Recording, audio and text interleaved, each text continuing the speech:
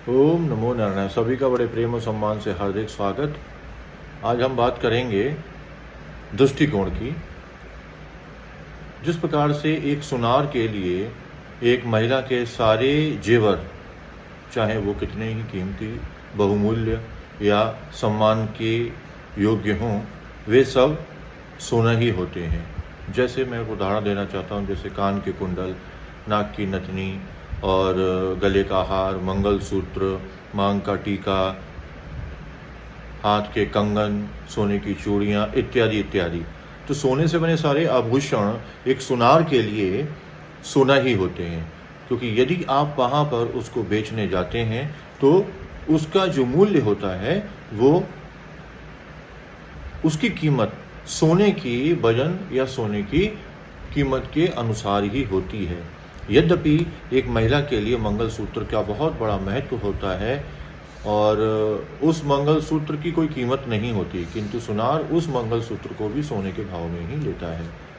या आपके घर में कोई भगवान की मूर्ति है और वह सोने की है, तो आप उनकी पूजा करते हैं और आप कहते हैं वह बहुत ही अमूल्य है, बहुमूल्य है, किंतु उसकी जो कीमत हो वो सुनार की दृष्टि में उसके वजन के हिसाब से ही होते, सोने के मूल्य के हिसाब से होती है, यद्यपि वो कितने ही बड़े देवी या देवता हों। ठीक उसी प्रकार से इस संसार में जो संत जन बोलते हैं कि सभी को समान दृष्टि से देखना चाहिए, परस्पर देवो भव। तो परस्पर देवो भव की जो विचार है, उसका जो मूल है वह यही है कि आत्मा हर व्यक्ति के भीतर समान रूप से विराजित है। संतजन प्रत्येक व्यक्ति को उस आत्मस्वरूप ही जानते हैं और इसीलिए प्रत्येक व्यक्ति परमात्मा का एक अंश है। इसीलिए संतजन सबको समान दृष्टि से देखते हैं, ना वो स्त्री देखते हैं, ना ही पुरुष देखते हैं, ना ही किसी अन्य प्रकार से भिन्नता का आभास या बोध कराते हैं।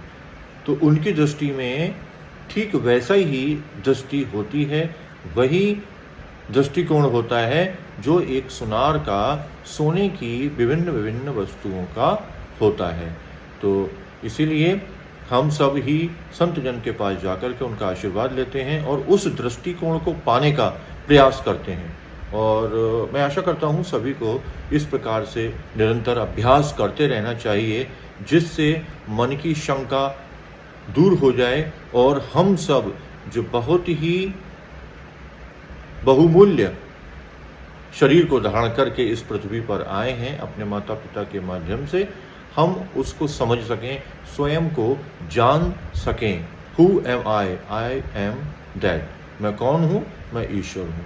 तो अहम ब्रह्मास्मि ये भाव हमारे भीतर जब जाग जाता है तो हमको सभी से स्नेह होता है, सभी से प्रेम होता है और उस स्नेह में हम कुछ विशेष प्राप्त करने का प्रयास करते हैं और जो हमारे पास है वह हम दूसरों तक बड़ी सहजता के साथ पहुंचाने का प्रयास करते हैं। और जब हमें ये अभ्यास हो जाता है तो हम उस व्यक्ति को बिना छुए, बिना देखे, केवल संकल्प से ही उसका कल्याण कर सकते हैं और उसके हृदय में वास कर सकते हैं, जिस प्रकार से ईश्वर हम सबके हृदय में विराजित हैं।